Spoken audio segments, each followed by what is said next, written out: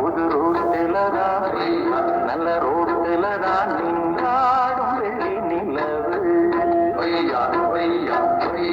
இந்த ராத்திரியில் ஒரு யாத்திரையில் பூவோடு காற்றும் வருது. நிலவெங்கே சென்றாலும் நிழல் பின்னால் வராதா? நீ வேண்டாம் என்றாலும் அது வட்டம் இடாதா? புது ரூட்டிலதான் நல்ல ரோட்டிலதான் நின்றாடும் வெள்ளி நிலவு. இந்த ராத்திரியில் ஒரு யாத்திரை